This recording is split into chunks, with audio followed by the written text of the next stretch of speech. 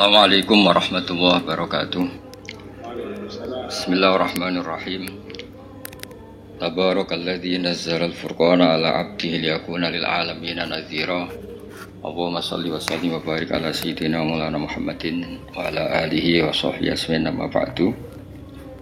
Yang sangat saya hormati Kiai Haji Syukron Makmun selaku sesepuh NU, juga sebagai pengasuh Pondok Pesantren Darul Rahman. Yang saya hormati Rais Am NU Kiai Haji Miftahul Ahyar, Ketua Umum PBNU Kiai Haji Yahya Khalil Stakuf, Bapak Menteri Bappenas Bapak Haji Suharso Munarfa, dan beberapa Habib semuanya yang raweng yang saya hormati. Ada Habib Hud Al-Attas, ada Habib Ali bin Abdurrahman Al-Habsyi, ada Habib Nabil, semuanya yang saya hormati, Sekjen NU dan semua jajarannya yang saya hormati, Katib dan semua yang saya hormati. Alhamdulillah, tadi Kiai Haji Syukron Makmun yang juga teman bapak saya masih ingat beliau ketika rawuh di Rembang di rumah bapak saya.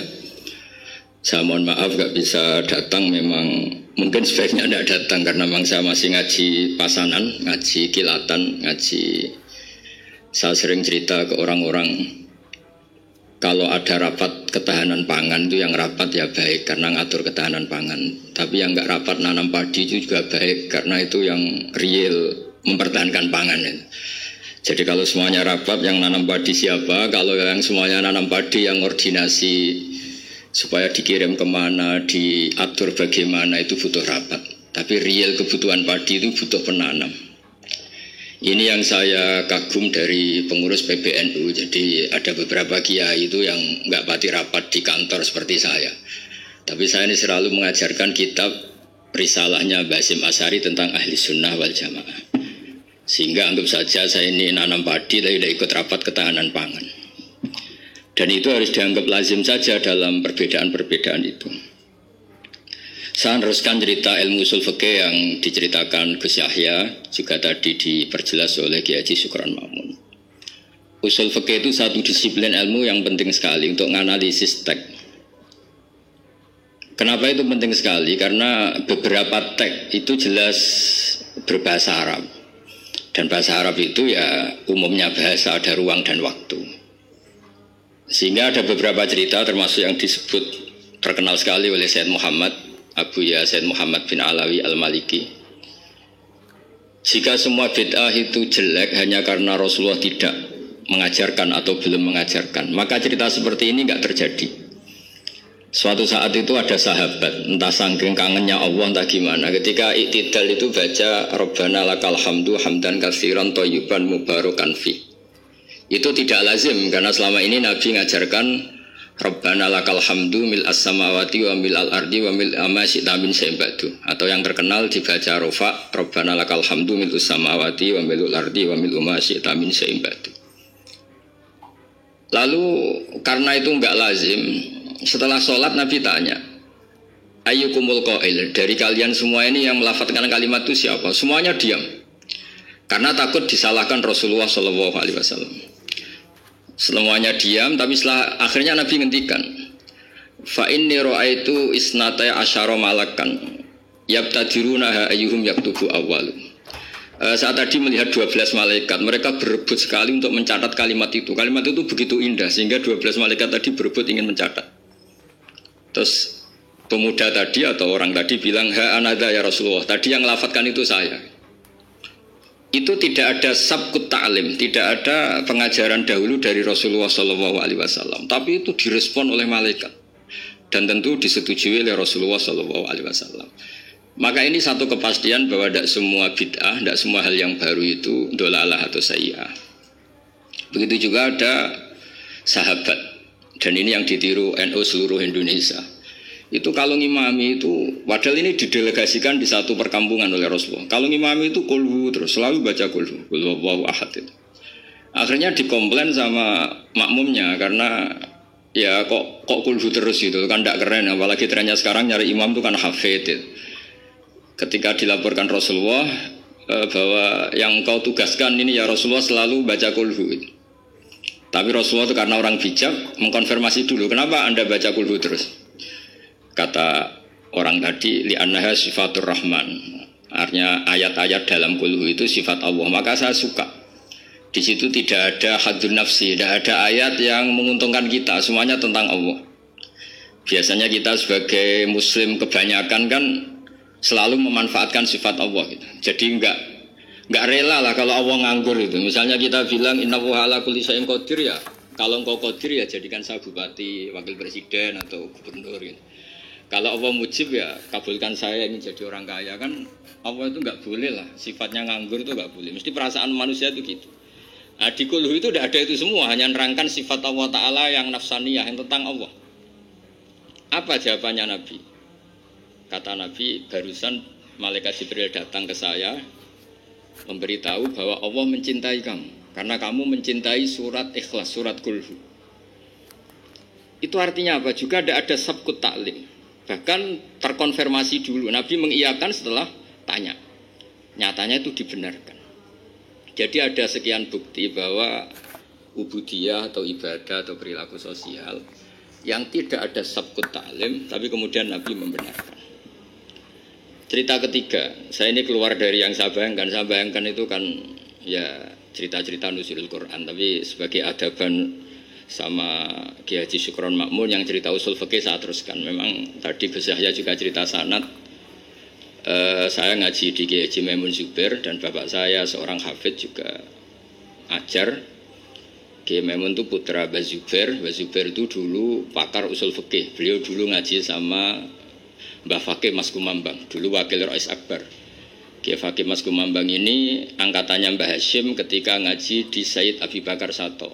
Ngaji Syekh Mahfud dulu, Syekh Mahfud Termas. Syekh Mahfud Termas ini ngaji sama Said Abi Bakar Sato. Said Abi Bakar Sato ngaji sama Said Zaini Tahlan sampai Syekh Utsman Ad-Dimyati sampai musalsal ila Rasulillah sallallahu alaihi wasallam. Sehingga ketika Pak Syukron Makmun cerita usul fikih, saya terus menjadi ingat ketika ngaji Jamul Jawame, ngaji Lubul Usul, beberapa kitab yang menjadi keharusan untuk meneliti teks-teks Quran hadis. Cerita ketiga, dan ini terakhir karena apa ya, selain materi saya juga nggak yang saya bayangkan ya, memang saya tidak bisa datang ke sana.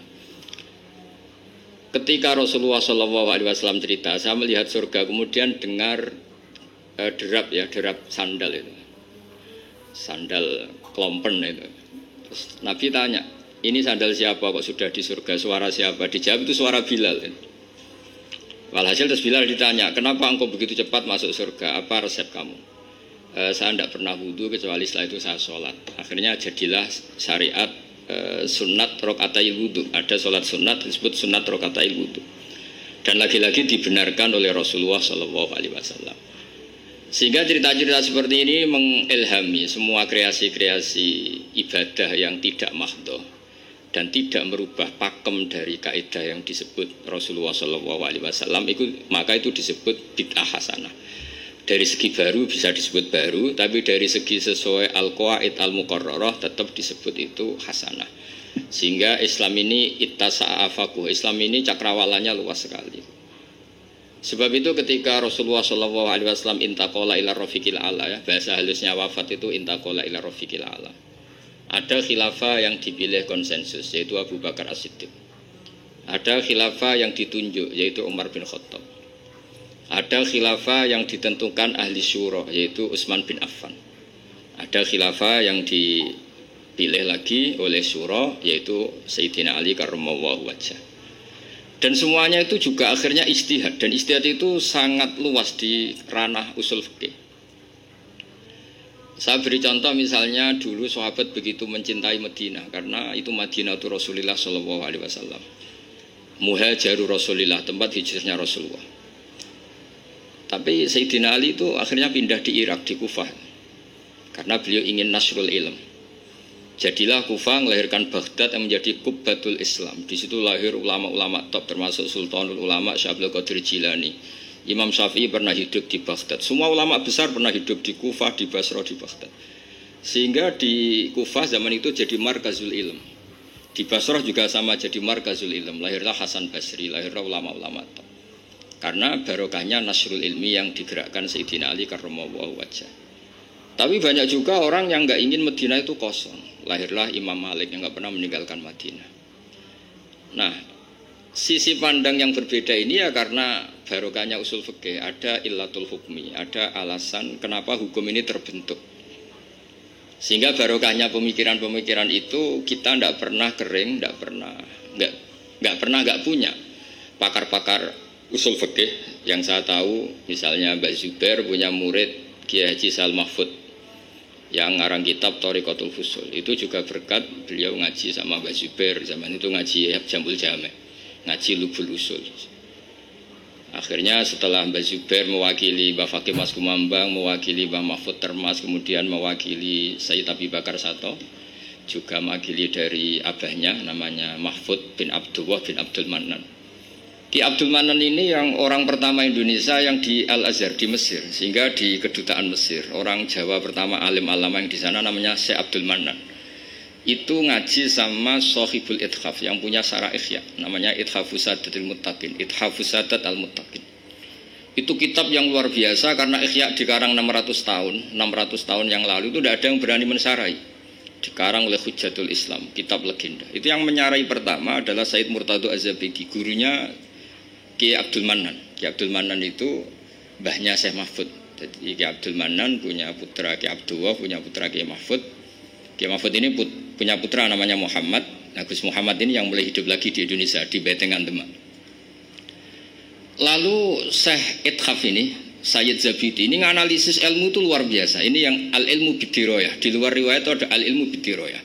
Kita tahu tadi dawuh Pak Sukron, kita madaih, kita maulid. Dan maulid itu luar biasa. Di situ ada sejarah Rasulullah, ada sholawatan, ada semuanya.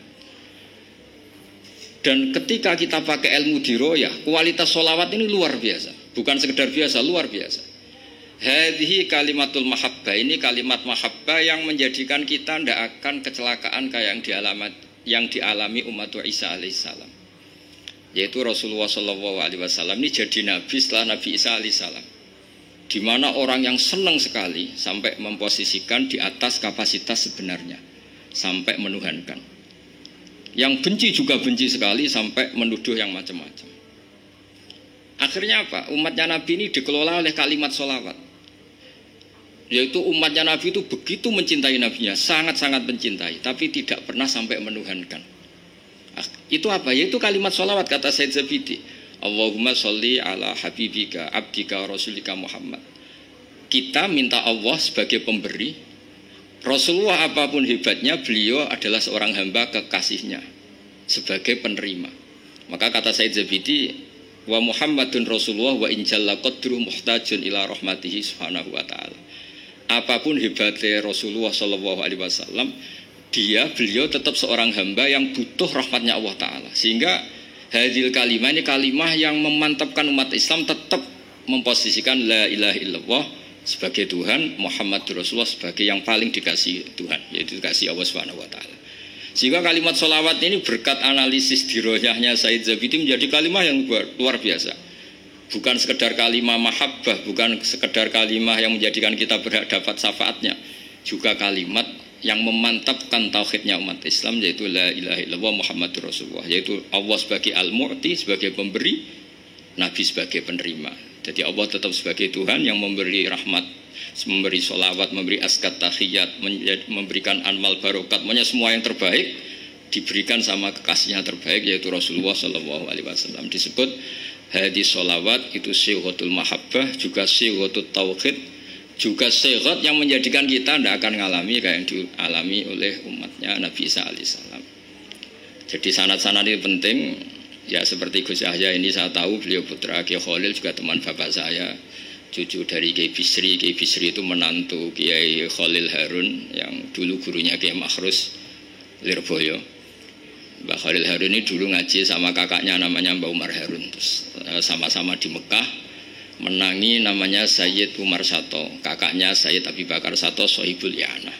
Ya kemudian sanad berlanjut ke Sayyid Zaini Dahlan sampai ila Rasulullah Sallallahu Alaihi Wasallam. Jadi saya senang sekali tadi ketua PBNU kok ngaji lagi, senang saya dalil-dalil inna hadal ilma dinun fangzuru aman takhuduna dinakum. Senang sekali. Ya saya hafal lah wong ya saya ini kan kata orang banyak pantes-pantesnya ya hafal karena saya ini kiai tukang ngaji gitu. Jadi ya pantasnya hafal. Yang jarang ngaji aja hafal, masa yang sering ngaji udah hafal. Jadi pantes-pantesnya itu hafal. Tapi memang harus hafal ya, semua tokoh-tokoh NU harus hafal bahwa inna hadal ilma dinun fangduru amman ta'khuduna dinakum. Ilmu itu agama, kamu lihat kamu ngambil dari mana. Dulu Imam Bukhari itu kalau mau ngajar, mau ngaji atau mau ngambil ilmu atau mau apa saja, karena ngajar juga harus memberikan pada yang kompeten, mengambil ilmu juga harus ngambil dari yang kompeten. Itu dulu cerita semestinya itu khimar, tapi di Jawa diganti ayam, tidak tahu saya. Pergantian itu karena orang Jawa lebih gampang. Diganti ayam cerita di Jawa, sebenarnya itu khimar. Khimar dipanggil sama syekh, ya entah pakai rumput atau apa, terus datang khimar itu. Setelah datang dipegang, terus kata Imam Bukhari, ini bohong pada khimar, ini enggak berhak jadi guru saya, ini bohong sama hewan, berarti enggak sikoh. Terus orang Jawa mencontohkan ayam dikurkuri, dirayu pakai jagung, terus datang dipegang. Itu sudah menggugurkan kredibilitas orang rawi karena bohong sama hewan. Apalagi bohong sama manusia, apalagi bohong sama seluruh rakyat Indonesia, itu nggak akan jadi gurunya Imam Bukhari. Ya tapi alhamdulillah kita akan tidak ingin jadi gurunya Imam Bukhari. Jadi ya sudah tidak perlu sikoh yang dengan standar seperti itu. Tapi apapun itu saya terima kasih terutama pada guru kita bersama Kiai Syukron Makmun yang cerita panjang lebar NU mulai lahirnya dan seterusnya, sama Gus Yahya semuanya lah, sama beberapa menteri semuanya. Terima kasih, mohon maaf. Assalamualaikum warahmatullahi wabarakatuh.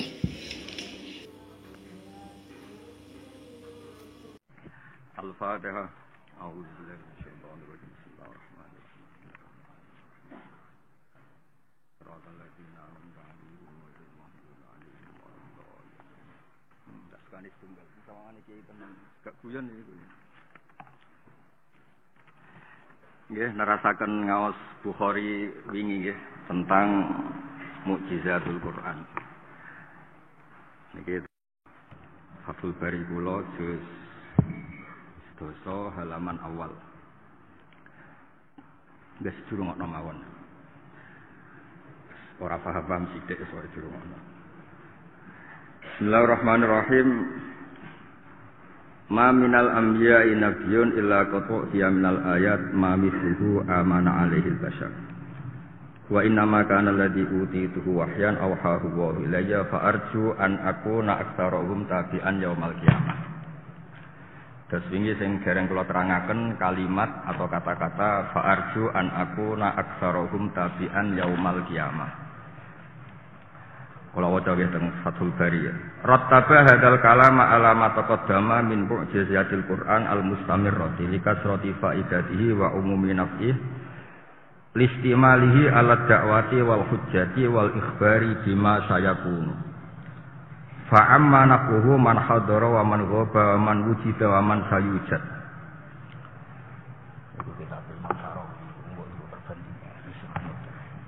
Terus ngeten nggih nerasaken ngaos wingi tentang Mukjizatul Quran. Terus kenapa Nabi itu berharap umatnya banyak itu berdasar karena mukjizat yang dikasihkan itu Al-Qur'anul Karim.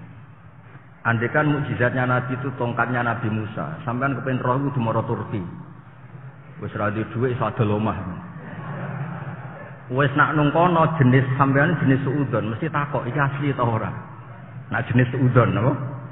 Nah sampean jenis husnudon kepengin jajal. Bareng mbok cekel kowe ora mandi. Ora mandi terus tenan ta ora tongkat iki. Ruwet napa? Ruwet. Sehingga mukjizatnya Nabi itu tidak boleh pakai tongkat kayak yang dialami Nabi Musa alaihi salam. Tapi mukjizatnya itu Quran. Quran itu solusi. Tak duduhno sekian contoh ya, Quran itu solusi. Yang jelas Nabi ngendikan barokahnya mukjizat saya Quran. Nabi ngendikan fa'arju an akuna aktsarohum tabi'an yaumal qiyamah. Ya kita semua ini kan tidak nabi. Ketoke ora wali. Kasusnya kan akeh. Utang ya akeh, kasus ya akeh, pokoke akeh kabeh. Ngono iku ya dikai harapan di Quran. Wa akharuna atarafu bi dzurubihim khalatu amalan sholihan wa akharuna wa sayyi'ah. Umume wong iku ya kadang apik, kadang elek. Apa apik istighfar nganti nangis. Engko ora wong ayu ya ngenes bojomu ora kaya iku. Ya iku wis Mulane kathah tiyang haji niku nangis. Riyen kancane nganggep religius. Bareng ditakoki kenapa kok nangis? Wong sakmono akeh ayu kabeh kecuali bojoku. Terus yo kathah sing ngenes ngoten nggih kathah. Nah, Quran itu juga memberi solusi pada orang yang masa lalunya itu salah. Wahsy itu pernah salah besar. Di antara salahnya membunuh Sayyidina Sinten Hamzah. Kesalahan apa saja pernah dia lakukan. Ketika dia sudah otaknya terset untuk masuk Islam, niku dekne mau kepengen takok. Orang yang pernah salah kayak saya itu apa boleh Islam? Lalu Islam itu sebagai solusi apa enggak? Terus wonten ayat, wis wae intine ayat itu ayatnya panjang, terus wonten istisna illa man taba, kecuali yang tobat. Intine wasinu tobat dan dijamin masa lalunya yang salah itu dihapus, diampuni. Gini ku wonten fasilitas sang Islam, qulil ladina kafaru iyantahu yufar lahum ma qad. Ini yang menjadikan Quran itu solutif. Sing tahu salah ya ono jalan keluar, sing soleh terus juga diapresiasi luar biasa. Sing umat-umatan kadang soleh kadang apik ya dijamin. Umat-umatan itu ya umat-umatan. Kadang umat Islam, kadang Islam sing kumat. Kita ini kan kemungkinannya loro. Nah, buatan umat Islam, nggih Islam sing napa? Kumat. Nggih seringnya sing kedua niku sing sering kumat. Tapi ngoten niku nggih wonten jaminan saking Islam. Mboten niku kula crita. Dados gawe Fathul Bari rattaba hadzal kalam ala ma taqaddam. Jadi kasratu roja'i Rasulillah niku berdasar karena yang diwahyukan itu Quran. Dan di antara kelebihannya Quran itu ilmiah. Misalnya jenengan suka falak. Disediain ayat-ayat falak. Wa qaddarahu manazila li ta'lamu adatas sinina wal hisab. Jenengan ahli perbintangan, misalnya tiang 8, tiang yang pakai garis lintang. Kalau pesawat mau turun itu garis lintang berapa? Dikasih fasilitas wa binnat minhum ya. Dan dengan perbintangan mereka tahu arah. Wa alamat wa binnat minhum ya tadi. Saman seneng mangan. Ya oleh ke Quran kulu wasrobu. Jadi Quran itu nggih bakas mangan bareng, wong nek mangan ya mati tenan. Wong pengajian nek ora kei mangan ya ora pati mlaku. Lane kula wau jarak, teko langsung derek ngrungokno ngaji ben ra melok sesat nemen-nemen. Nek ana wong darusan nek ora ngrungokno ngamuk. Jebule bareng ana darusan jagongan dhewe. Jadi kalau paling ndak nate seberapa jam untuk hidayat, lumayan, apa? Buatan ini kalau cerita tenan, mangke tak dudono sekian takbir betapa pentingnya Quran. Misalnya jenengan nyun sewu di anak rapati soleh, ya dihibur be Quran. Nabi Nuh di anak ya rapati soleh kan aneh. Sampean di bojo sing rapati kebenaran, Nabi Lut itu di bojo rapati kebenaran. Jadi sehingga sampean utus DR, koyok Nabi Lut.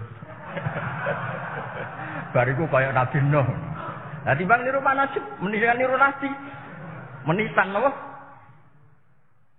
Jadi solusi, jadi tiang misalnya dicoba anak eling Nabi Nuh, dicoba bojo eling Nabi. Ada solusi. Jadi ora pati ngenes teman-teman. Dicoba budikan Nabi Ayub. Mbotenan ora cerita iku Israiliat ora wong ngukure nganti nganggo kreweng. Jare kiai-kiai dhisik ora salep ta Gus nganti nganggo kreweng. Tapi apapun itu, kowe dicoba sugih ana Nabi Sulaiman. Tapi maksimal 4 sakniki, mboten saged kok Nabi Sulaiman 1000. Ana sing takok, "Lha bilire piye Gus 1000?" Kok takok gede ora nglakoni yo takok.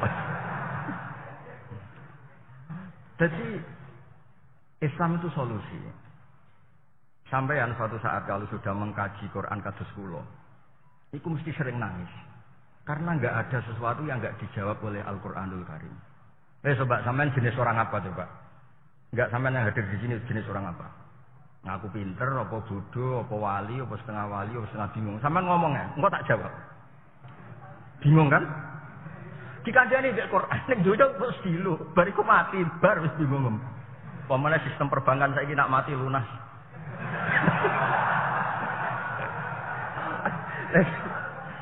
Misalnya kowe ning donya isin, mertua ora percaya, ibu ora percaya, tangga ora percaya, ning donya mau dilu. Lumayan kan juga hiburan. Juga hiburan donya memataul huruf. Intine iku Apa saja yang kita alami itu dijawab oleh Al-Qur'anul Karim. Ini cerita sing ringan-ringan. Lah ampun niku sing guyon, sakniki sing tenanan. Tenanan itu ngeten, misalnya dunia itu kan banyak tipu-tipu. Saman biasa to bodoni wong. Ya alhamdulillah diwales sering dibodoni. Kula nu sering diparani wong sugih, Gus kula bar kebodhon ngene-ngene. Tak takoki lha kita bodoni. Nggih sering Gus. Syagepe iku kafarah. Di Quran itu ada ayat fadallahuma bihurur. Napa fadallahuma? Maka iblis, kenal tuh sama Nabi iblis? Akrab deh. Fadallahuma bihurur. Jadi ini perlu diralat MC ini. Wong darani wong itu hasanah ngenyek wong. Kula nu mulai iki kula ngomong, wae tiap acara teng mriki kula ngaji Bukhari. Ngaji yo ngaji. Nek ngaji iso ngamuk, nek itu hasanah kudu santun, halus. Terus ngelem ketua panitia. Kula mboten purun. Kalau bangsa basa-basi ngoten mboten purun. Niki kanca berjuang mboten lem-leman gak penting. Niki mun latihan tasawuf, sementing ridho Allah mboten penting dilembang. Fadallahuma bihurur. Niku ceritane iku lucu. Nabi Adam mbek Hawa untung swarga kan mewah, semuanya ada. Semuanya ada di surga, ora utang. Mulane wong kepen bu swarga mung bojo ayu ora njaluk blonjo, paham nggih. Kula de kanca niku bojone cerewet. Kenapa kepen bu swarga? Kula bayar bidadari kok seneng, Gus. Wis ayu ora njaluk dhuwit.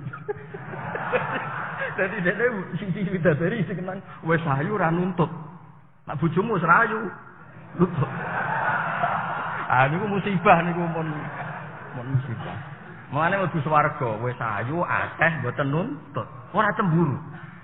Bojomu wis elek cemburunan. Ditoto teng salon wis ora kena.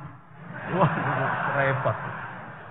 Lho kula nek kanca Gus, niki kisah nyata teng Jawa Timur. Rabi nu wong ayu ora pati santri. Oh, lho kok ora rabi santri. Gus, nak akhlak kena ditoto nak iku angel. Jadi nek sebut aku rabi wong ayu kok akhlak ditoto. Ya ono macam ngoten lho, tapi sampean aja anut. Niki cerita mawon.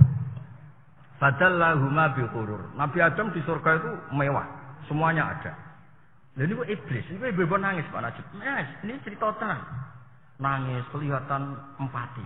Ditakoki, "Ma yubdi kaya iblis?" Zaman niku iblis dereng ketara anak nakal. Dereng ketara anak nakal. Aku susah mikir kuwe. Kok saged kono ning swarga enake ngene, kuwabe ana. Sayangi sitok. Ora ana jaminan kowe iku abadi ning swarga. Akhirnya Nabi Adam kepikiran, enake ngene terus dicabut tuh kaya apa? Akhirnya terus takok, lah resepe piye supaya awet? Nah, akhirnya terus hal adulluka ala syajaratil khuldi wa mulkil la yabla. Kowe tak dudono nek kepengin awet iku kudu mangan wit khuldi, wit sing dadi keabadian. Kayak apa kontroversinya Allah bela Nabi Adam? Lan disebut fadallahuma bihurur. Iblis menunjukkan ke Adam dan Hawa dengan cara yang menipu, dengan cara yang licik. Ini ku pura-pura nangis, ben Nabi Adam percaya. Mana sampean dirayu wong nganti nangis-nangis, hati-hati, paham ya? Ya cerita wae, iki cerita wae. Ora nuduh tiyang mboten iki cerita wae. Ben sampean ngerti bahwa Quran itu memenuhi kriteria ilmiah. Tentang tipu-tipu ya ono ceritane tentang iblis, ngoten maksud paham ya? Meskipun sampean rasa diwarai kita pinter kabeh lah. Bangsa bodoni wak wis do ahli. Fadallahuma bihurur. Akhirnya Nabi Adam takok, lu resepe piye ben aku abadi? Ya kon kudu mangan wit khuldi. Padahal wit khuldi itu dilarang oleh Allah Taala. Tapi itu satu-satunya cara kalau kamu ingin abadi di surga. Lah berhubung mulai ngomong nganti nangis, akhirnya Nabi Adam mulai tertarik. Barang mulai tertarik Nabi Adam eling, tapi saya dilarang makan pohon itu dilarang. Akhirnya terus iblis itu sumpah. Wa sama huma inni lakuma laminan nasihin. Wallahi, aku jujur. Nah ketika dengar kata wallah, Nabi Adam itu yang soleh banget. Ketika dengar kata Allah itu ada garansi. Garansi itu jaminan Allah itu zat yang hebat, yang super, yang maha. Maka tidak akan ada makhluk menyebut Allah kemudian mencatut dan bohong. Gempur tak ngoten. Akhirnya mangan wit khuldi. Nah, sama nak ben disenengi Nabi Adam minimal kados kula. minimal. Akhirnya Nabi Adam niku mangan wit khuldi terus disalahno mbek pangeran. Wong ku buah sakmono akihe miliaran kok ana sitok tak larange mbok langgar jam sik nemen iku. Wong kabeh ku halal sitok harame kok keberatan. Nek wis mbok tiru kowe. Bangsa haram keberatan. Pemene kowe sing diharamno akeh tambah banyak kan. Akhirnya kenapa Allah maklumi Nabi Adam? Ya Rabbi. Gusti, iblis itu sumpah ngangge asmane jenengan. Ini cerita tentang tafsir Ibnu Katsir. Ma adzunnu anna ahadan yahlifu bika kadiban. Engkau ini zat yang maha. Maka saya tidak akan pernah mengira bahwa ada seseorang mencatut nama engkau kemudian dia bohong. Yaitu kata kuncinya yang ayat waqa sama huma. Apa sumpah? Ya contoh gampang kalau berkali-kali tiap ngaji cerita. Kalau ini muridnya Mbah Maimun. Misalnya ada orang biasa bodoni kula, wis biasa bodoni kula lah. Tapi nak muni, Gus kowe ditimbali Mbah Mun. Kira-kira tak konfirmasi apa ndak? Ndak kan? Ya kok pengurus yayasan timbali Pak Najib, kok pelayon tenan kan? Gambare PHK wis. Misale. Senajan to sing ngabari iku ya biasa bodoni. Tapi ning yayasan menara Pak Najib wah. Bahaya pokoknya nak ditentang misalnya. Nabi Adam dia ngertos, nah iblis biasa bodoh nih Pak Najib, tapi masalahnya muni wawah. Akhirnya Nabi Adam ma'azunnu anna ahadan yahlifu bika kadiban. Kulon mboten nate nyangka Gusti ada orang pakai nama engkau kemudian dia boh. Wis sampean bayangno, misalnya sampean anak buah Pak Harto atau anak buah presiden siapapun. Wis santri. Kancamu biasa bodoh nih, nak utang ra nyaur. Soale biasa bodoh nih. Tapi saat itu muni, Kang, ditimbali Mbah Maimun, ditimbali Mbah Arwani. Kira-kira kamu konfirmasi ulang apa enggak? Enggak kan? Karena yang manggil itu maha. Mulanya akhirnya Allah itu maklum. Nabi Adam salah maklum. Mulanya lucu. Cara ngusir Nabi Adam itu lucu. Dam kita usir ke swarga. Jangan aturannya yang melanggar itu diusir. Tapi tak sangoni. Disangoni dong. Mulanya disebut fatalak ko Adamu mir rabbihi kalimat. Adam disangoni. Talak ko itu talak ijazah. Jadi lucu cara ngusir. Ya kita tak usir tapi tak ijazah. Kok itu wajah. Kok tak balik nona ini swarga. Lho mboten ini kan ngaji tafsir tenan. Kulo mboten mau itu kasar ngaji tenan. Lho ben sampean ngerti nak. Kulo niku ngregani Mbah kula balik matur Pak Naji. Mbah kula niku ndamaran buyut Asnawi sepuh. Dadi nek ora pinter kok orang ngregani buyut. Ini mau ngono tok tujuan. Dadi mboten pamer kula pinter. Pamer buyut-buyutku ndek putu pinter ngoten tok. Bendungane ra rugi. Menawa ya tau nangis lho kok ndek putu pinter. Menawa ya tau nangis tenanan. Ya lumayan kan non. Ya ana sing mustajab sing ora wong akeh. Nah, sing pinter sing ra mustajab niku wong dibuyut pinter kok melok pinter, rugi lho gak. Kan wong nak mbah-mbah alim iki jatah syafaat. Nak kowe alim dhewe rugi gak gunane hak. Tugale anak usuga kok mergawe rugi, warisan akeh kok mergawe. Dadi putune wali yo pilihane kali. Niru alime utawa ora usah niru mergo untuk fasilitas numpak. Iku yo wong pinter. Akhirnya niku disangoni Pak Najib. Fatalaqqa Adamu mir rabbi. Jelas ada kata mir rabbi. Lho luar biasa wong diusir kok disangoni. Mboten Nabi Adam sing nyuwun ya kan disangoni. Ngene lho damke tak usir tak sangoni iki.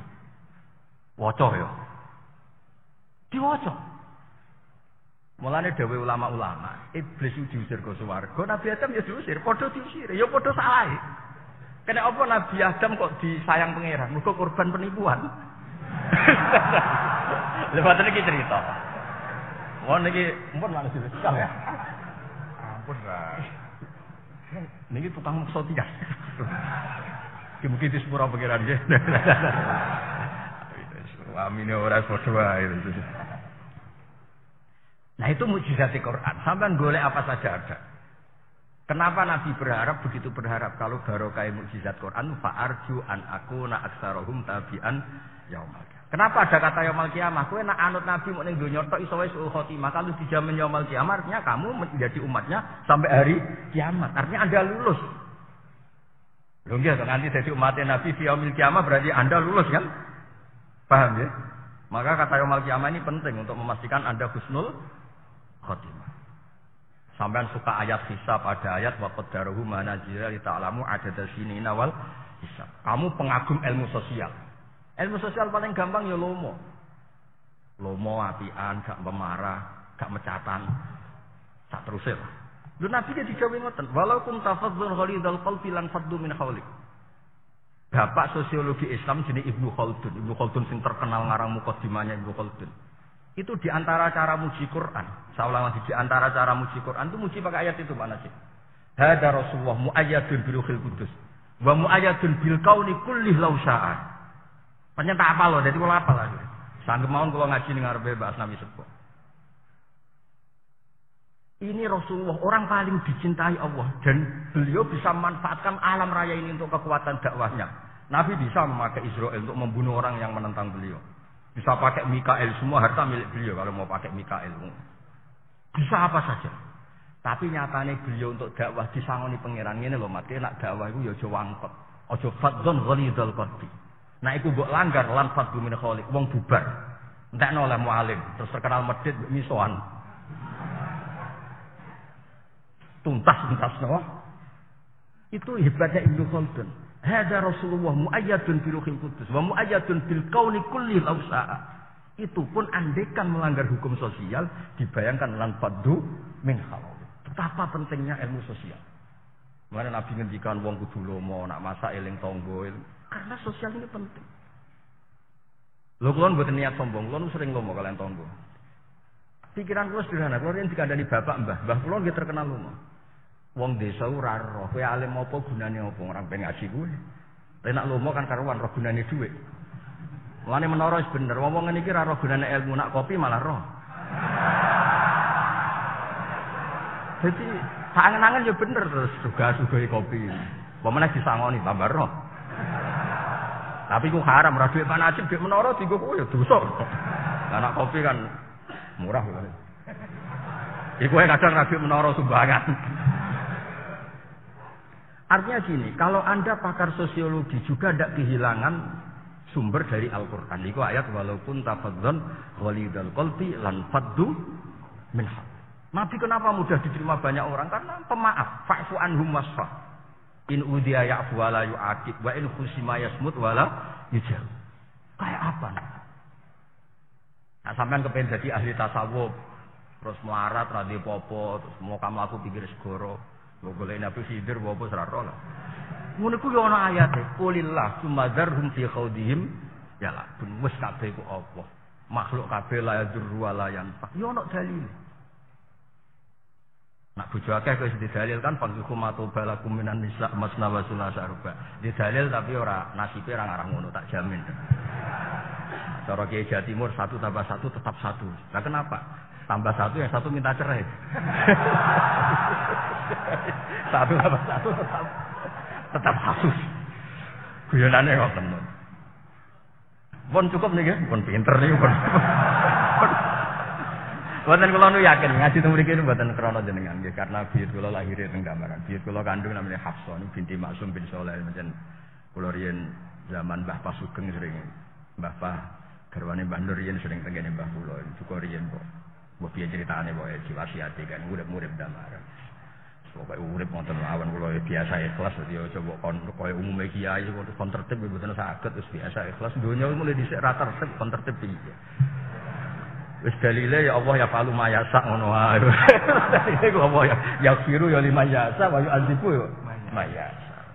Ora malah dudu nyok kon mikir. Ajaran tasawuf bapak semaning kula kenang tunggal.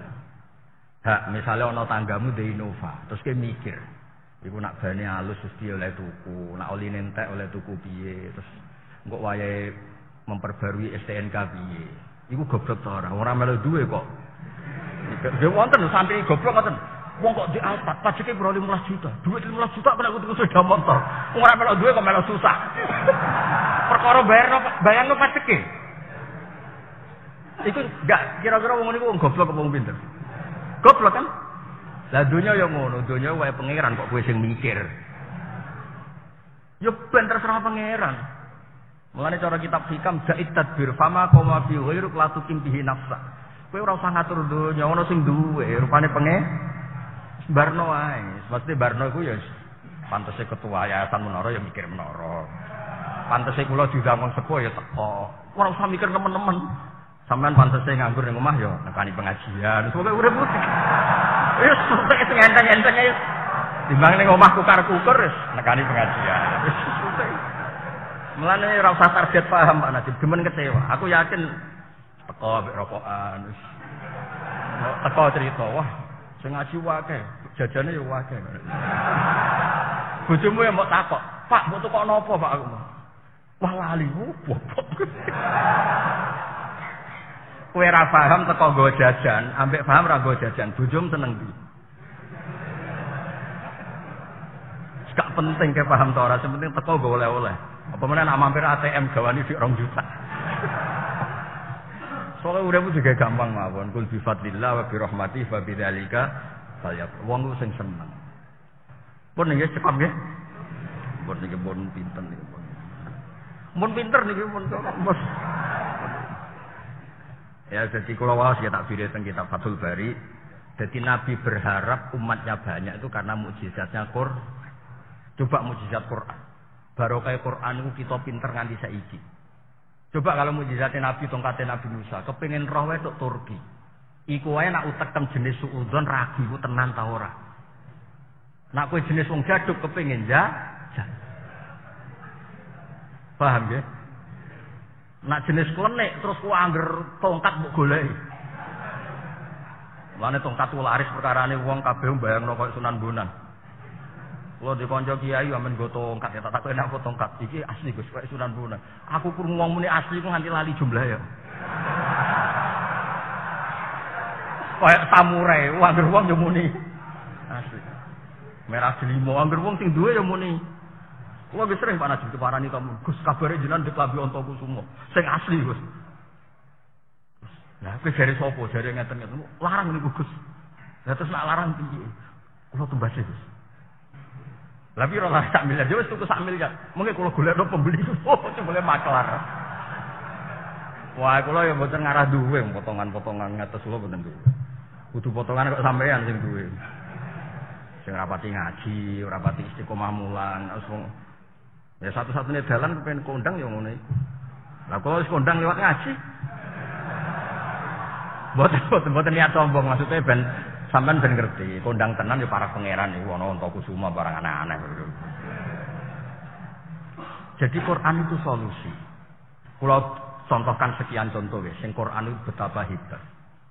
Kata tiang niku umume wong niku gak ada masalah. Dan Quran itu datang dengan cara limangkana yarjuwa. Agama ini untuk siapapun yang selalu punya harapan. Berapa orang yang punya masalah besar? Satu-satunya yang menyembuhkan apa? Harapan.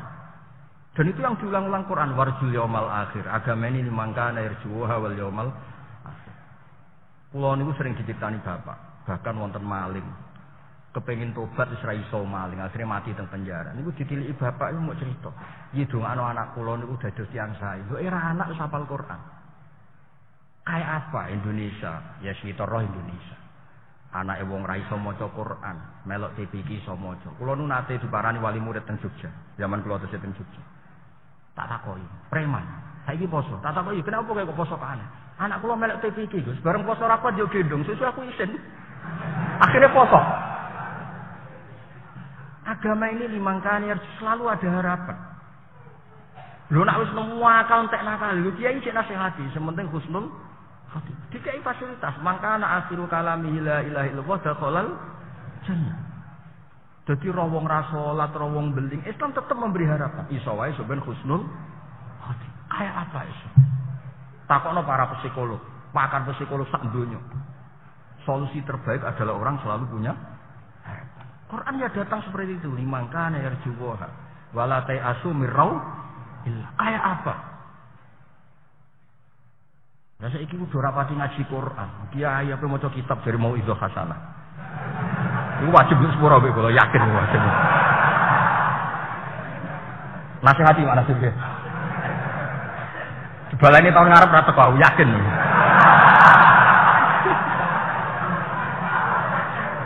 Mulai kula menate ngomong, kula kan mun bolak-balik teng mriki ya mesti kula pokoke regani buyut-buyut kula maca Bukhari. Niki kitab sing kula bidone kitab Bukhari. Ben sawangane kula goblok dadi nggawa sarah. Nek sampean kan wis pinter, ora usah sarah wis paham.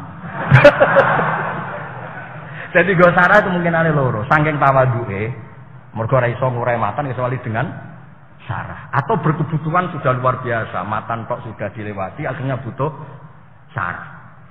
Ayo milih iki.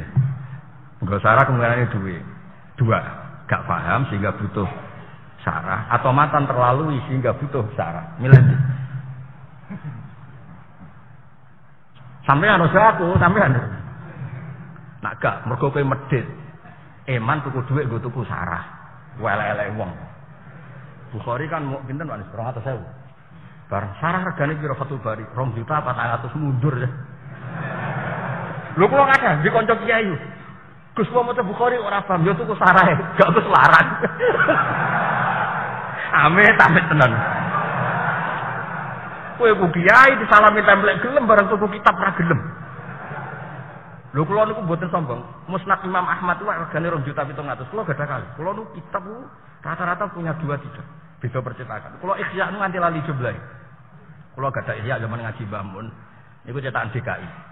Sing tak sinau ni cetakan Toha Putra. Terus kula gadah cetakan Darul Hadis Al-Qahirah.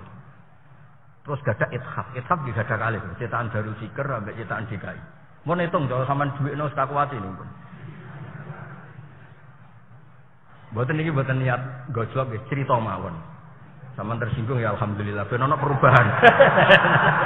Ana perubahan.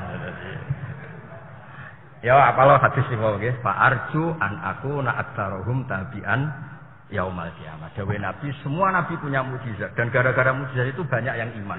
Tapi sebanyak-banyak mereka iman tetap kalah ambek mukjizatku Quran.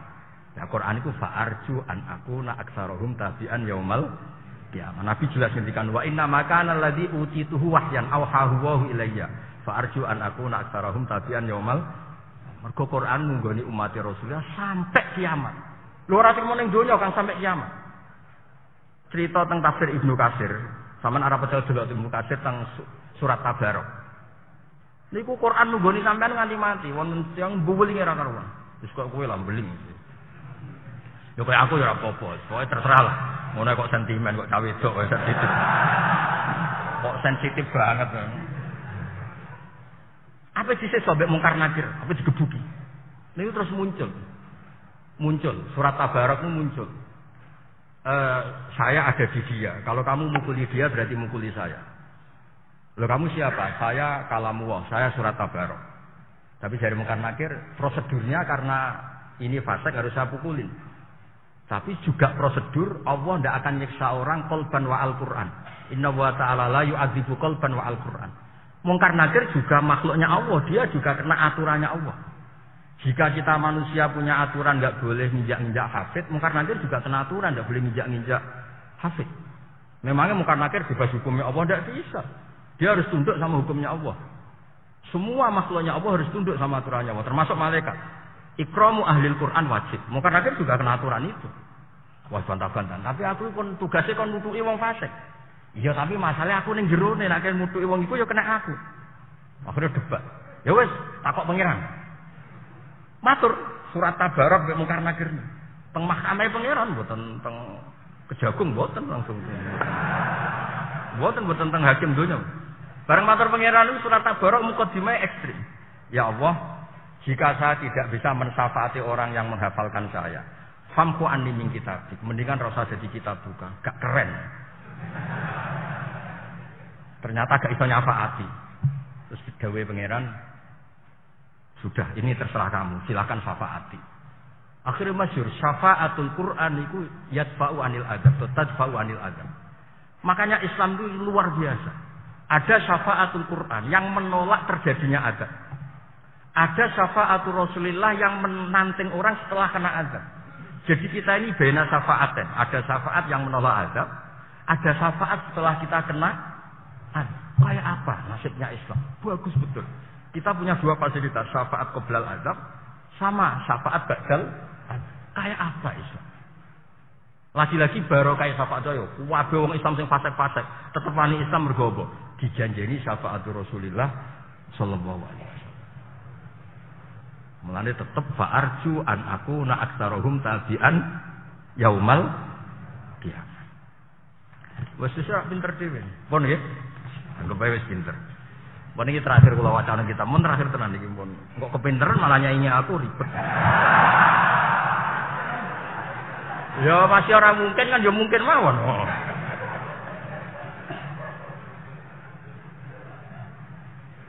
Kula niku pengajian niku paling pengapesan nek diundang menara mriki buyut kula tiyang mriki. Kalian lasem. Mas Mbah kula niku namine Sofyan niku garwa Mbak Idris niku lasem. Terus buyut kula lanang tiyang lasem, putri tiyang mriki. Terus wis wae critane terus akhirnya digo kalah-kalan. Sakjane Pak Najib itu mboten Mbah Soleh, mboten Mbah Maksum, tapi gayane mewakili. Iya, wah. Repot iki. Gayane itu kayak mewakili buyut-buyut kula. Akhirnya kan ya kayak wajib taat ngono akhirnya. Nggih nasib niku napa? Kula waca niki terakhir kula waca. Niki kitab namine kitab Al-Muwafaqat karangane Imam Syatibi. Tapi Syatibi yang Al-Usuli. Imam Syatibi itu dua-duanya terkenal. Yang satu ahli sab'ah, dia ahli Quran. Syatibi sing terkenal sing dipakai Mbak Arwani ketika nulis apa? Sab'ah. Syatibiyah. Kula sing Firzul Amani niku napa? Firzul Amani. Monggo kula kiai dadi rowan, pantese ya rowan. Wonten Syatibi Al-Usuli itu pakar usul fikih. Semua tahu lah. Yang arang kitab Al-Isom, sekarang kitab Al-Muwafaqat. Itu Asy-Syatibi Al-Usuli. Itu ketika memuji Rasulullah sallallahu alaihi wasallam, niku redaksine ngenten. Redaksine. Wa nasyhadu anna Muhammadan abduhu wa rasuluh wa habibuhu wa khaliluh. As-Shadiqul Amin. Al-mab'utsu rahmatan lil alamin. Bimillatin hanifiyatin. Terus ketika beliau mensifati millah hanifiyah, Faya tahmilul jama'al ghafir dhaifan wa qawiyya. Kamu orang dhaif juga difasilitasi Islam. Dulu Sayyidina Utsman itu ketika perang Dzati Usra sumbangannya besar. Tapi mau disaingi wong fakir sing ajurru so'aini. Karena sama-sama 50%. Ada orang zaman perang Tabuk, perang Dzati Usra lah. Itu misalnya nyumbang 1 miliar, tapi itu kadang mau 50% dari hartanya yang 2 miliar. Wonten tiyang datang, ya Rasulullah, tadi malam saya buruh. Cara Jawa buruh. Kula angsal 2 kilo lah kira. Niki sing 1 kilo untuk jenengan, yang 1 kilo untuk keluarga saya. Itu juga 50